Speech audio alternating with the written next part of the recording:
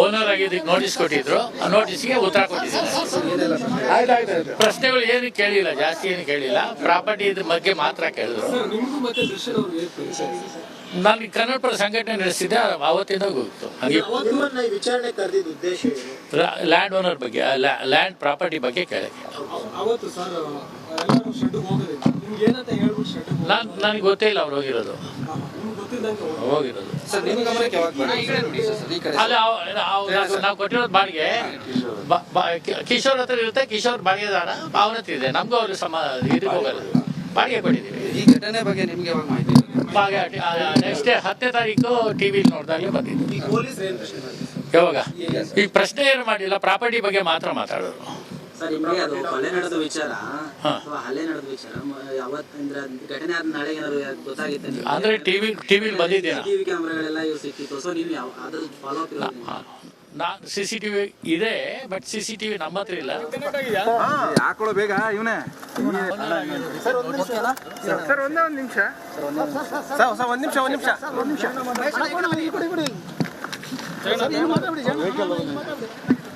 ಹೌದೌದು.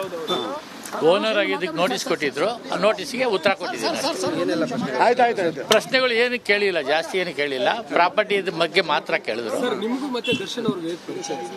ನಾನು ಕನ್ನಡಪರ ಸಂಘಟನೆ ನಡೆಸಿದ್ದೆ, ಅವತ್ತಿಂದ ಗೊತ್ತು.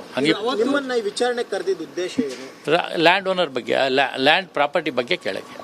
ಅವತ್ತು ಸರ್ ಎಲ್ಲರೂ ಶೆಡ್ಗೆ ಹೋಗೋದಿಲ್ಲ, ನಿಮ್ಗೆ ಏನಂತ ಹೇಳ್ಬಿಟ್ಟು ಶೆಡ್ಗೆ ನನಗೆ ಗೊತ್ತೇ ಇಲ್ಲ ಅವ್ರು ಹೋಗಿರೋದು. ಹೋಗಿರೋದು ಸರ್, ನಿಮ್ಮ ಗಮನಕ್ಕೆ ಯಾವಾಗ ನೋಡಿ ಸರ್? ಈ ಕಡೆ ಅಲ್ಲ, ನಾವು ಕೊಟ್ಟಿರೋದು ಬಾಡಿಗೆ ಕಿಶೋರ್ ಹತ್ರ ಇರುತ್ತೆ. ಕಿಶೋರ್ ಬಾಡಿಗೆದಾರ ಅವನ ಹತ್ರ ಇದೆ. ನಮಗೂ ಅವ್ರಿಗೆ ಇದಕ್ಕೆ ಹೋಗಲ್ಲ, ಬಾಡಿಗೆ ಕೊಟ್ಟಿದ್ದೀವಿ. ಈ ಘಟನೆ ಬಗ್ಗೆ ನಿಮ್ಗೆ ಯಾವಾಗ ಮಾಹಿತಿ? ನೆಕ್ಸ್ಟ್ 10ನೇ ತಾರೀಕು ಟಿವಿಲಿ ನೋಡಿದಾಗಲೇ ಬಂದಿದ್ದು.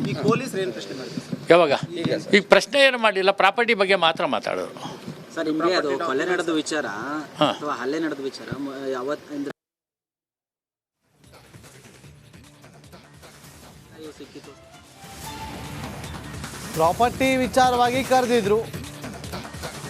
ಅವರು ಕೇಳಿದ ಎಲ್ಲ ಪ್ರಶ್ನೆಗಳಿಗೂ ಉತ್ತರವನ್ನು ಕೊಟ್ಟಿದ್ದೀನಿ. ಮತ್ತೊಮ್ಮೆ ಕರೆದ್ರೆ ಬರ್ತೀನಿ ಅಂತ ಹೇಳಿ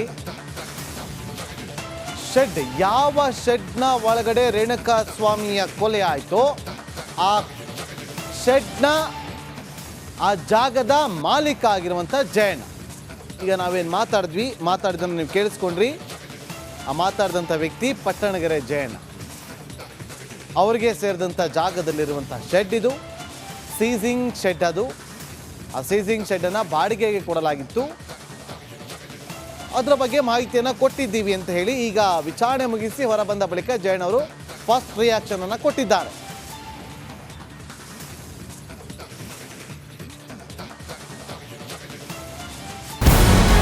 ನಮಸ್ಕಾರ, ಕರ್ನಾಟಕ ಪ್ರೈಮ್ ಟೈಮ್ಗೆ ಸ್ವಾಗತ. ನಾನು ಜಯಪ್ರಕಾಶ್ ಶೆಟ್ಟಿ. ಇಡೀ ಕರ್ನಾಡು ಇವತ್ತು ರೆಬೆಲ್ ಆಗಿ ನಿಂತಿದೆ. ಈ ಹಗರಣಗಳನ್ನು ಸದನದಲ್ಲಿ ಪ್ರಸ್ತಾಪ ಮಾಡಲು ಕೂಡ ಕಾಂಗ್ರೆಸ್ ಹಿಂದೇಟು ಹಾಕಿದ್ದೇಕೆ? ನಿಮ್ಗೆ ಸಂಬಳ ಅದಕ್ಕೆ, ನಿಮಗೆ ವಾಹನ ಅದಕ್ಕೆ, ನಿಮಗೆ ವೆಪನ್ ಅದಕ್ಕೆ, ನೀವು ಅದನ್ನು ಸೆರೆ ಹಿಡಿಬೇಕಾಗಿತ್ತು.